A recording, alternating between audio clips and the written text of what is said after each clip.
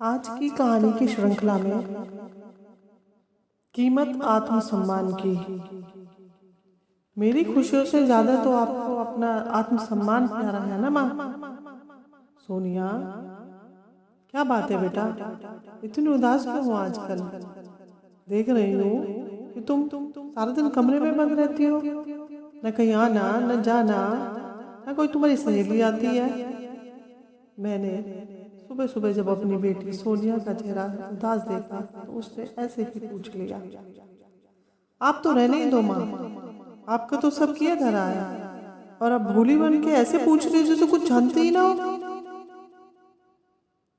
रीतन, सोनिया ने मुझे चपाक से जवाब दिया, ये क्या कह रही हो बेटा? मैंने क्या किया जो इतना भड़क रही हो? अरे वाह माँ, बात तो ऐसे कर रही हो जैसे मेरी खुशी के मारे मरी जा रही हो। इतनी परवाह थी तो क्यों मना किया था पिछले महीने मुझे स्कूल ट्रिप जाने से?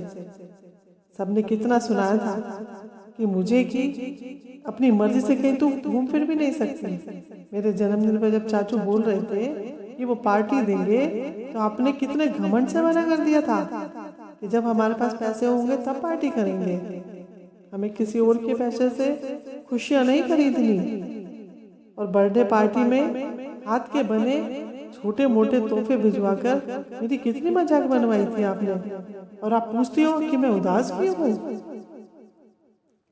मैं पूछती हूँ, आपके पास पैसा था ही कब मुझे खुशियां देने का, जो इतना घमंड दिखाती हो? अगर मुझे कोई खुश रखने के लिए पार्टी रखता है या पिकनिक भेजता है तो उसमें हर्जी क्या है? सब मेरी खुशी के लिए तो सोचते हैं। कितनी हंसी उड़ाते हैं सब मेरी, मगर आपको क्या? आपको तो सिर्फ अपने आत्मसम्मान की पड़ी है ना। क्यों आप किसी के सामने झुकेंगी मेरे लिए? आपके ईगो जो आड़े आ जाती है। सोनिया ने तभी जवान में जैसे सारी भड़ास निकाल दी। मैं आंसू लिए आंखों में खड़ी थी। मैं रोने लगी, मेरे आंसू बहने लगे। मैं सोचने लगी, क्या इसी दिन के लिए मैंने अपने सारे खुशियों को दबाया था, सारी खुशियों का गला दबा दिया इस दिन के लिए? मुझे याद है एक समय था जब मैं कुछ बड़ा करने की इच्छा थी मेरी, मैं कुछ बनना चाहती थी, बहुत बड़े बड़े मेरे सपने थे। परंतु अनुज से मेरी शादी हो गई और अपने मम्मी पापा की इच्छा के सामने मैंने अपनी खुशियों का गला दबा दिया और परिवार में ही अपना सुख ढूंढ लिया। अनुज एक निजी कंपनी में इंजीनियर थे। मैं बहुत खुश थी इनके साथ। प्यार, इज्जत, मान सम्मान सब कुछ तो था मेरे रिश्ते में। बहुत खुश थी मैं इनके साथ। मनु, तुम अपनी पढ़ाई क्यों नहीं पूरी कर लेती? 1 साल की तो बात है, पूरा कर लो अपना कोर्स, अनुज ने मुझसे कहा। उन्होंने मुझे बहुत समझाने की कोशिश की और मुझे कहा कि जो तुम्हारा 1 साल पढ़ाई का छूट गया है उसे पूरा कर लो। लेकिन मैं अपने माता पिता के दबाव में सब भूल गई और अपनी गृहस्थी में इतनी उलझ गई, मुझे कुछ याद ही नहीं रहा, कुछ करना ही नहीं चाहती थी। क्योंकि मुझे ऐसे संस्कार जो घर से देकर भेजा था कि अपनी गृहस्थी का बोझ उठाना है पहले, बाद में सब कुछ। वहाँ जाके कहीं ऐसा कुछ मत करने लगना कि मुझे पढ़ना है। और अभी शादी को 6 महीने ही हुए थे कि मेरी सास अचानक से सीढ़ियों से गिर गई और उनके घुटने में चोट लग गई। अनुज ने कहा था मुझे कि मैं एक नर्स रख लेता हूँ, और मैंने इनकी एक न सुनी। उसी बीच में प्रेग्नेंट भी हो गई और मेरे को बहुत परेशानियां होने लगी घर के काम करने में। मेरी सास ने कहा कि बड़ा कोई नहीं है बेटा, तुम अपने मायके चली जाओ कुछ दिन के लिए। और मैं मायके चली गई। अनुज मुझसे कभी कभी मिलने वहीं आ जाया करते थे। जब सोनिया 3 महीने की हुई थी मेरी बेटी, तब मैं वापस आई थी और मेरी बच्ची और सास और देवर का काम बहुत हो गया था मेरे पास। मैंने काम वाली रख ली और वो मेरी हेल्प करती काम में। अनुज ने मुझे फिर एक बार कहा कि तुम अपनी पढ़ाई पूरी करना चाहती हो मनु तो कर लो, घर परिवार बच्चा सब चलता रहेगा, तुम अपनी पढ़ाई पूरी कर लो। लेकिन मैं सब भूल चुकी थी। नहीं अनुज, सब बहुत पीछे छूट गया। मेरी खुशी अब तुमसे जुड़ी है, मेरी खुशी मेरे बच्चों से, मेरे परिवार में है। अब मुझे कुछ नहीं करना। इसी बीच मेरे देवर की शादी तय हो गई और देवरानी भी घर में आ गई। देवरानी नौकरी करती थी, इसलिए उन दोनों ने अलग शिफ्ट हो गए, शहर में शिफ्ट हो गए। मगर मेरी सास समझ नहीं पाई थी कि इसकी असली वजह क्या है। एक दिन मेरे देवर देवरानी खाने पर आए हुए थे, संडे का दिन था। अनुज शहर में नहीं थे, वो कंपनी के काम से बाहर गए हुए थे। पर अचानक मैंने देखा कि मेरे सास देवर देवरानी किचन में किसी बात में आपस में बहस कर रहे हैं। मैं जैसे अचानक पहुंची तो वो चुप हो गए। मैंने पूछा, मम्मी सो गई क्या?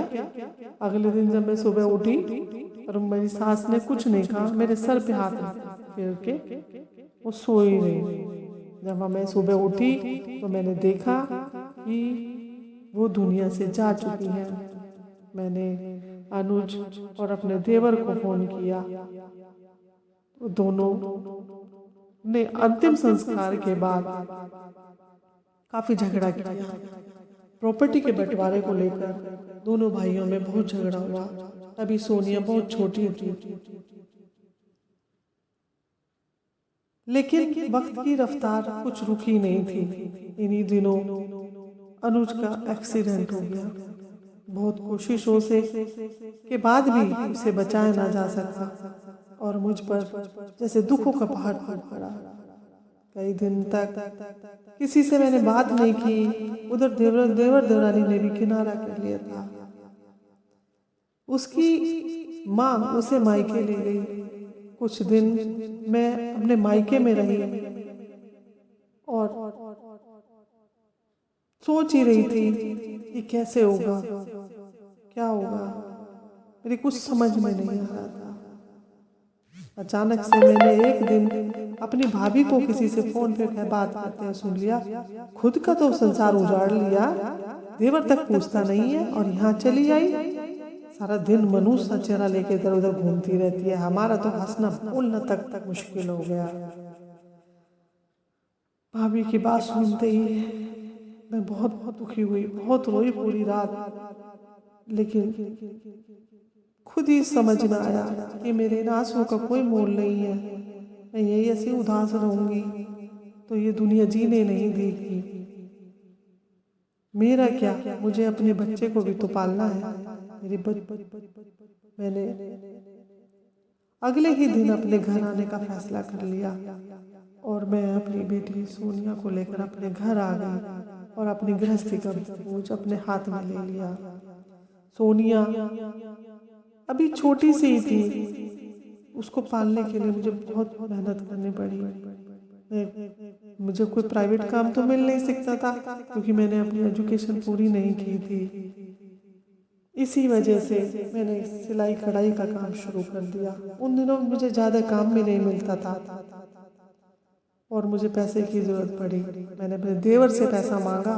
उन्होंने एक बार तो मेरी हेल्प कर दी, लेकिन मुझे दोबारा ज़रूरत पड़ी तो उन्होंने मुझे तुरंत कहा, भाभी मेरे खुद के भी तो खर्चे हैं, मैं आपका बोझ कब तक उठाऊंगा, अपने माता पिता से मदद मांग लो। उन्होंने मुझे दो टूक जवाब दे दिया, नसीहत अलग दे दी। खैर उस दिन मैंने सोच लिया मैं किसी से कोई मदद नहीं मांगूंगी। जैसे तैसे करके मैंने घर संभाला और सोनिया भी अब 8 वर्ष की हो चुकी थी।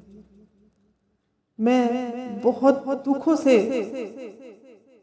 गुजरते हुए बाहर निकली थी और मैंने अपनी बेटी सोनिया में अपनी खुशियाँ, अपना संसार बसा लिया।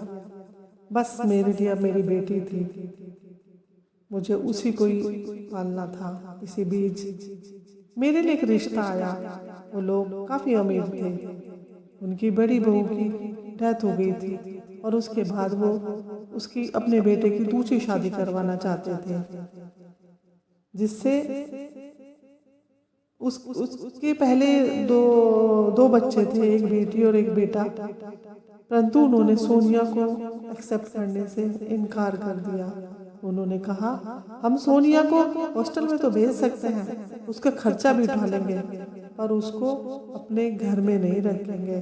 तुम्हें पूरी तरह से मनु हमारे लिए ही समर्पित होना होगा। मुझे ये बात बिल्कुल नागवार गुजरी और मैंने साफ इनकार कर दिया। शायद मैं उस दिन वो शादी कर लेती और अपने दुखों को पीछे छोड़कर आगे निकल जाती, लेकिन मैंने ऐसा नहीं किया। मैंने अपनी बेटी के सामने, सोनिया तुम्हारे सामने, मैंने सब कुछ छोड़ दिया और अकेले ही मेहनत करके अपने दुखों से बोझ को अपने सर पे लिए, अपने छाती पे लिए, अपने तुम्हें मेहनत से पाला मैंने। ये कैसी विडंबना है। चाहे कोई भी कंडीशन थी, कैसी भी सिचुएशन थी, पर मुझे जीना था, मुझे जीना था बेटी, अपनी बेटी के लिए। ये वे लोग हैं जो तुम्हारे स्कूल की फीस भरने के पैसे भी नहीं देते थे, तब इनको तुम्हारी खुशी का ख्याल नहीं आया है? अब कैसे ही नहीं याद आ रहा है बेटा? तुम समझती नहीं हो, तुम्हारे पापा ने कितना कुछ किया है इनके लिए, पर इन्होंने हमें पीछे मुड़कर नहीं देखा। जब तुम भूखी थी, जब तुम्हारा मेरे पास कोई काम नहीं था, इन लोगों ने हमारी शुद्ध तक नहीं ली थी बेटा। उस वक्त कहाँ थे ये लोग? और अब जन्मदिन की पार्टी देना चाहते हैं, वो भी शायद सिर्फ इसलिए कि तुमने स्कूल टॉप किया है। तुम्हारे नाम के ये अपनी इज्जत बनवाना चाहते हैं, सोसाइटी में अपनी वाहवाही कराना चाहते हैं। तुम नहीं समझोगी मेरी बच्ची, तुम नहीं समझती। बेचारी बच्ची का भी बहुत मन होगा ना पार्टी करने का, मगर इसकी माँ के पास कुछ पैसा नहीं है। वो इस चीज़ का फ़ायदा उठाना चाहते हैं, इसलिए तुम्हें पार्टी दे रहे हैं। अगर तुम टॉप ना किए होती तो तुम्हें पार्टी तो क्या वो पूछते तक नहीं। लेकिन उन्हें पता है कि मेरे पास पैसा नहीं है, तो मैं पार्टी का लालच देकर मुझे नीचा दिखाना चाहते हैं बेटे, वो मुझे नीचा दिखाना चाहते हैं। फिर क्या गलत किया मैंने ना कहकर? और तुम्हारी सहेलियों को यहाँ आना पसंद नहीं है, मेरे दिए तोहफे उन्हें पसंद नहीं है। प्यार का कोई मोल नहीं होता बेटा, तोहफे तो पैसों से भी मिल जाते हैं, पर प्यार पैसे से नहीं मिलता। नई ट्रिप पे भेजने की बात, तुम्हारी पढ़ाई ज़्यादा ज़रूरी थी, क्योंकि तुम्हें पता है जो गलती मैंने अपने जीवन में की थी, अपनी पढ़ाई पूरी ना करके, तुम्हारे पापा के बार बार कहने के बाद भी मैंने कोई उनका एक बात कहना नहीं माना, तो मैं उस गलती को दोबारा दोहराना नहीं चाहती थी। मुझे पता है मेरी प्रायोरिटी थी, मेरा सबसे पहले जिम्मेदारी थी तुम्हें पढ़ा लिखा के कामयाब करना, जिससे तुम अपने पैरों पे खड़ी हो सको और तुम्हें किसी पे बोझ ना बनना पड़े। इसलिए मैंने तुम्हारी पढ़ाई पे ध्यान दिया बेटे। तुम सब चीज़ अगर तुम इंडिपेंडेंट हो जाओगी, खुद अपना आप सेटल हो जाओगी, तो सब चीज़ें छोटी हो जाएंगी। तुम्हारे पास नौकरी होगी, पैसा होगा, तो तुम फिर भी कहीं घूम सकते हो बेटा। लेकिन ये जो गोल्डन समय है, ये तुम्हारी पढ़ाई का, ये कभी वापस नहीं आएगा, ये याद रखना। तुम पूरा जीवन खुश रहोगी ऐसे। मैंने जो गलती की वो तुम मत दोहराओ बेटा, तुम मत दोहराओ। मेरे जीवन में भी एक मोड़ आया था, अगर मैं तुम्हें उस दिन छोड़ देती अपने आराम के लिए, तो शायद मैं भी आज बहुत खुश होती, शान शौकत होती, सारे भौतिक सुख मेरे पास होते। उन दिनों सबके रवैये मुझे ठीक नहीं लगे थे, इसलिए मैंने उनको छोड़ दिया तुम्हारे लिए। और आज जो तुम मुझ पर इल्जाम लगा रही हो बेटा, सिर्फ तुम नहीं समझ रही हो कि पल भर की खुशी के लिए तुम उनके चक्रों में फंस जाओगी और बाद में तुम्हें पछताना पड़ेगा। इसलिए मैं तुम्हें रोक रही हूँ कि तुम ऐसा ना करो। हम दोनों की बात ही चल रही थी कि अचानक से सोनिया की सहेली आ गई। हम दोनों चुप हो गए, हमारी बातों चुप हो गए। उसने कहा मैंने उसे देख के कहा, आओ बेटा आओ, कैसी हो तुम, कैसा आना होगा। आंटी वो एक्चुअली जो आपने जो दुपट्टा दिया था मेरे बर्थडे पर, वो मेरे पापा के बॉस की वाइफ को बहुत पसंद आया है।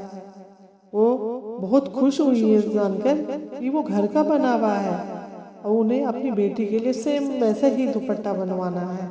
इसलिए मैं आपके घर आई हूँ आपसे पूछने कि आप बना देंगी क्या। उन्होंने कहा हाँ हाँ क्यों नहीं बेटा, जरूर, ठीक है आंटी, तो मैं कल उनको अपने साथ लेकर आऊंगी। और वो इतना कहकर चली गई। उसने सोनिया से कहा, ठीक है सोनिया बाय, मैं कल आऊंगी और फिर हम बैठ कर बात करेंगे। देखो सोनिया बेटा, प्यार से बनाए सस्ते तोहफे भी कई बार बहुत ताकत होती है। चलो अब तैयारी करनी पड़ेगी, इस ऑर्डर के बाद शायद कुछ खुशियां मैं तुम्हारे लिए खरीद पाऊँ। इतना कहकर मैं अपने काम में लग गई। सोनिया सारा दिन सोच में डूबी रही और सारी जिंदगी उसकी आंखों के सामने से गुजर रही हो। वाकई हर कदम पे जिस माँ ने उसकी मुस्कुराहट के लिए झोंका था, उस पर आज इल्जाम लगाकर सिर्फ मैंने अपनी छोटी सी खुशी के लिए अपनी माँ को दुख पहुंचा दिया। दूसरे दिन जब तनु मेरी बेटी की सहेली घर आई तो उसको आंखों में मैंने अपनी माँ की आंखों में एक आत्मसम्मान देखा, जो एक स्वाभाविक चमक थी। मेरी खुशियों की असली खुशियों के मायने मेरी समझ में आ गए थे कि असली खुशियाँ क्या होती हैं। शायद मैं समझ चुकी थी कि दूसरों के पैसे से खुशियाँ नहीं खरीदी जा सकती। अगर खुशी खरीदनी है तो हमें हर हाल में अब परिस्थितियों को लड़कर समझौता करना होगा। मैं मुस्कुराते हुए अपनी माँ के गले लग गई। माँ मुझे माफ़ कर दो, माँ मुझे माफ़ कर दो, मुझसे गलती हो गई। मैं अभी ना समझ हूँ, मैं नहीं जानती थी कि खुशियों की तलाश में हूँ, वो आंसुओं से होकर गुजरेगी। अगर अब नहीं तुम्हारी तरह कमाऊंगी मैं माँ, आपकी तरह कमाऊंगी और मैं खुद अपने हिस्से की सारी खुशियाँ खरीदूंगी, अपने लिए नहीं माँ, दोनों के लिए, दोनों के लिए। माँ मुझे माफ कर दो। आज मुझे समझ में आई कि आत्मसम्मान क्या चीज़ है माँ। सही बात है दोस्तों, आजकल की दुनिया में हमारे बच्चे इतने भटक गए हैं कि वो दूसरों के सुख देखकर, दूसरों की पार्टियां देखकर, बड़ी बड़ी गाड़ियां देखकर, बड़े बड़े सुख देखकर भटक गए हैं। यह इस दुनिया में अपने बच्चों से जिद करते हैं, पर माँ बाप अपने बच्चों की खुशी के लिए झुक जाते हैं। मगर सोचिए ये समस्या का हल नहीं है, इससे तो समस्या और बढ़ेगी। असली खुशियाँ अगर हमें देनी है तो अपने बच्चों को समझाना होगा, उनकी हर खुशी पूरी नहीं करनी है, वरना ये गलत हो जाएगा। धन्यवाद दोस्तों, मेरी चैनल को लाइक कीजिए, प्लीज़ सब्सक्राइब करिए। धन्यवाद।